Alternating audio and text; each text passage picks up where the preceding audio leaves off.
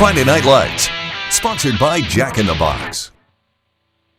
The ante has been upped, and there's much on the line with double the number of interstate clashes just a week ago, as compared to a week ago, that is. You've tuned in to week number 3 of Friday Night Lights. I'm Rob Fran. And I'm Alex Cheney. We begin with 2 of our area's premier programs, each seeking to bounce back from their respective season-opening tough losses. The Imperial Tigers going down in a heartbreaker in overtime to Cibola, while Yuma Catholic couldn't get it going against St. Mary. Both teams also playing without their respective starting quarterbacks. Imperial's Pete Sanchez sitting out because of IVL transfer rules, and Yuma Catholic's James Stover out with a possible season-ending ACL injury. So with that being said, both teams are ready to go. Tonight's marquee matchup between the Tigers and the Rocks is Tigers coach Kerry Laguerra getting his squad prepared for what would be an epic contest. The Shamrocks entering the arena, sophomore J.R. Henderson making his first start, completing his first pass to Jason Paisano. The kid looked sharp early on. Then the Rocks go on with their sure thing. Jalen Barnes blistering the Tiger defense for a cool 25 yards. But Imperial's defense would stiffen. Henderson back to pass, but he gets bull rushed by the Tigers D. He gets tackled by a host of them. Got a little testy too. Some complain that one of the tackles might have been a little bit late.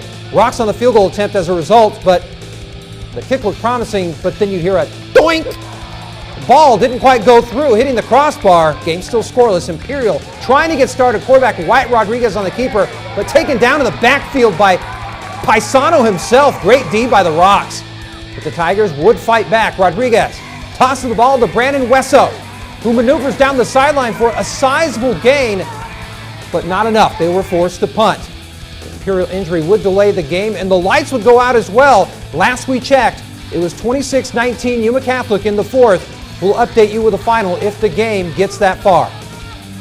The undefeated Southwest Eagles took on the Cibola Raiders tonight, who just a week ago beat the IVL champion Imperial Tigers. So would tonight be the same result? We take you out to Raider Field for the highlights as fans are ready for the blackout game at Cibola, and I just love that sign. Can you beat us? Now that's fantasy football. Good stuff there. Well, we have Southwest on the ball early as Justin Cordova is going to take this, put a little shake and bake in there, go in for the touchdown. Things will be 7-7, tied up in the first quarter. Curtis Wolf now of Cibola is going to drop back, throw this thing deep, but it would get picked off. Great play there by Southwest. Aaron Valdez doing his best Tyrann Mathieu impression. Cibola back on the ball. Jesus Romero is going to rumble down for the Cibola touchdown, giving Cibola the early matter in that one. Now here come the Eagles back on the ball here. Cameron Younger is going to drop back, play action, put this one up high.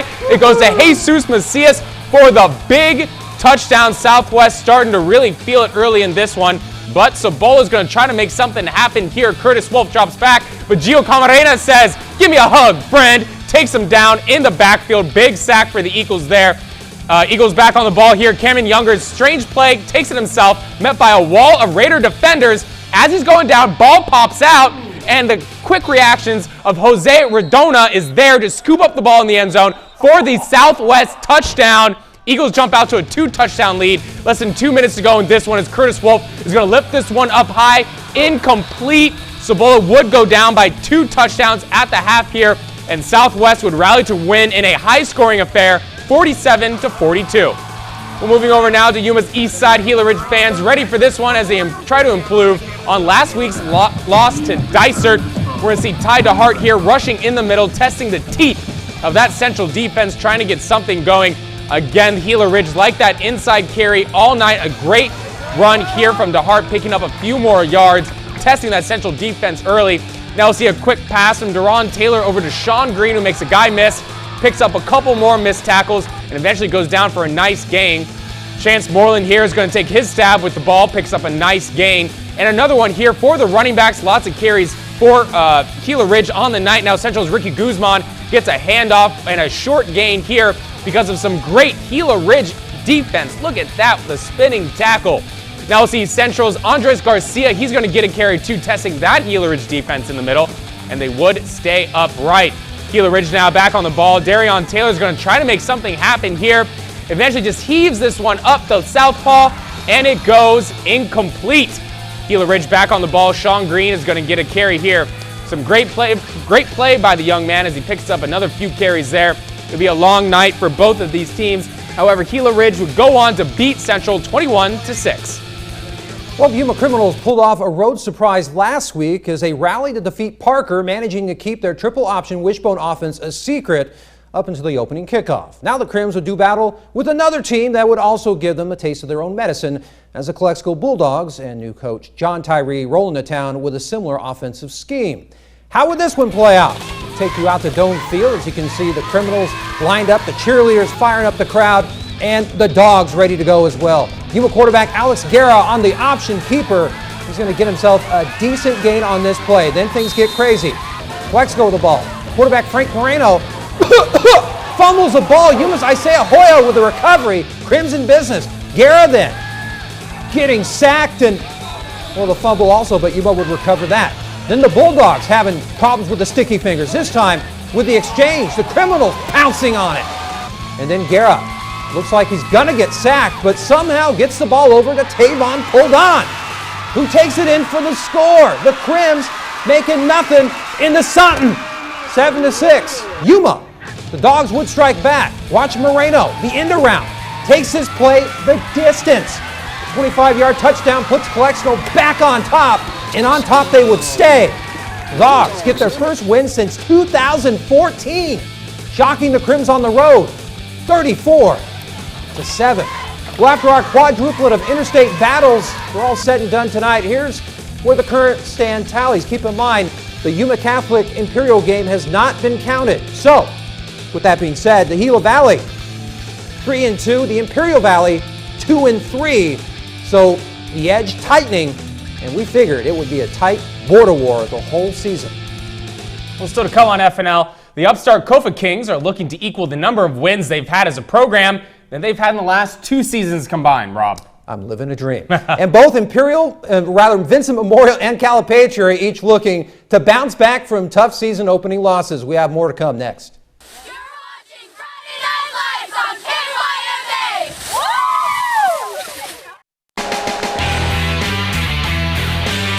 Woo! Now back to more Friday Night Lights, sponsored by Jack in the Box.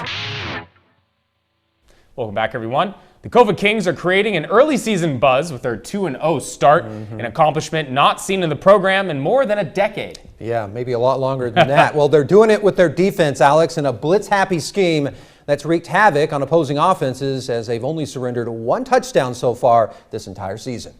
But the Kings go on the road for the first time this fall against an Antelopes Rams program that almost knocked them off 2 years ago and are itching at the chance to pull off an upset. Let's check things out from Antelope High School as we get right into action here. Will Pucani is going to throw it to Tristan Guerrero's short. Good pickup for the Rams there. They'll go back to the air, trying to get away from that Kofa defense. And another throw to Guerrero, but then that defense strikes with the all-out jailbreak blitz. Somebody get this guy to sit down. Kofa defense strong there. Now a Kofa offensive fumble, but David Castaneda will pick up the ball. A little fumble-rooski looking thing right here as he picks up a positive gain for the Kofa Kings. Great play there. Now Kofa's Zach Miller is going to drop back and throw a nice strike over to Jesus Licona. Very close to the goal line there. Great play by the Kings. Here's another Pucani throw, but it gets picked off by Gabriel Castaneda. Great, another fantastic play by that Kofa defense.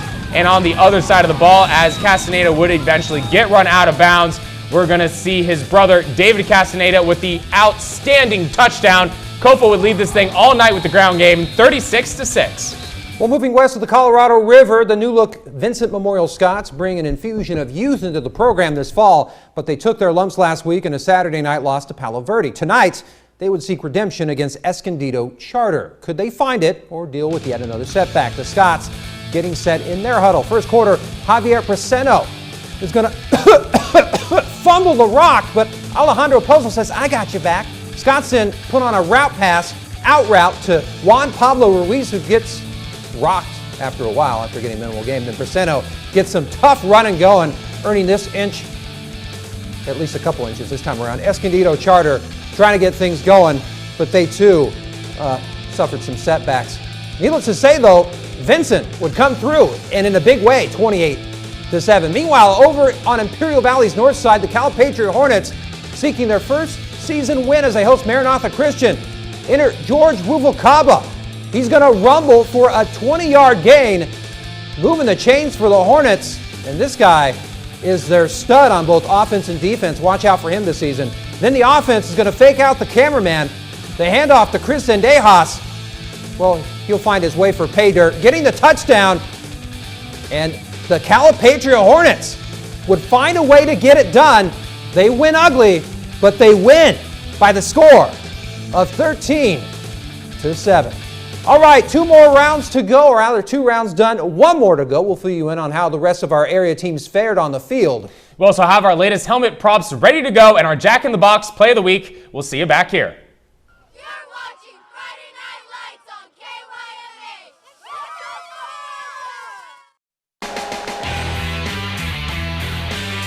KYMA. Now, back to more Friday Night Lights, sponsored by Jack in the Box.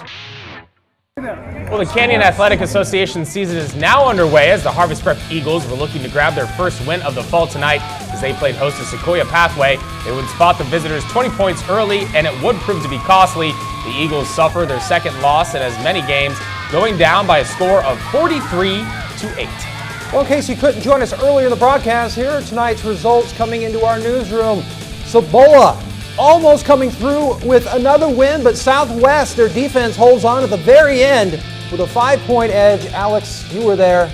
It was an exciting moment. Southwest took a two touchdown lead into the half, and just Cibola could never really get back into things. Gila Ridge 21, Central 6. Tough 2 losses for the Central Spartans, but Gila Ridge finally gets in the win column there. Rob? And Calexico, wow.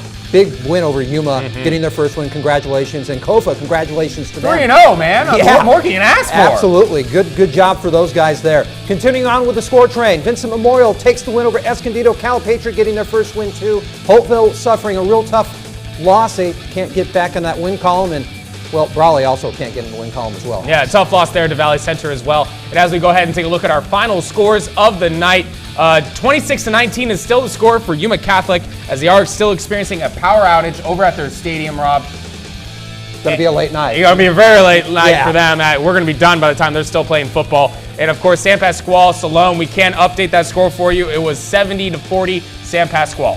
All right, now it's time for Alex and myself to share some special recognition, outstanding player or team with our helmet prop segment. Alex, who's getting your nod tonight? Well, it's from a losing team, but Gabriel Claudio scored 4 touchdowns tonight for the Cibola Raiders. Great play from him. And Alex, I can't help it, but I love the underdog, and why not the Bulldogs themselves? For the first time since 2014, Calexico gets a W. Good job for those guys. And here's our next lineup for week number 4 of FNL. We have several intriguing games on the slate, all headlined by a marquee matchup between crosstown rivals Gila Ridge and Cibola. Christmas has come early, Alex, and this rivalry definitely is this year as well. So we invite you to join us for week number 4 of FNL. We look forward to seeing you then. And we leave you now with our Jack in the Box Play of the Week, and this is coming from the game of Calipatria against Marantha Christian tonight. A big play from Bobby Cervantes as the receiver is going to tip it, and then he picks it up for the interception. Doesn't run it back for the touchdown, but a big return there as Calipatria does ultimately go on to win the game. A++ for concentration. You know what I mean? Because you get a tip and you can get distracted, but he kept his focus on the ball and did it. Now that's what you got to do to win ball games, Rob. Absolutely. Well, thanks so much for joining us, everybody, and we'll see you next time. Have a great night, folks.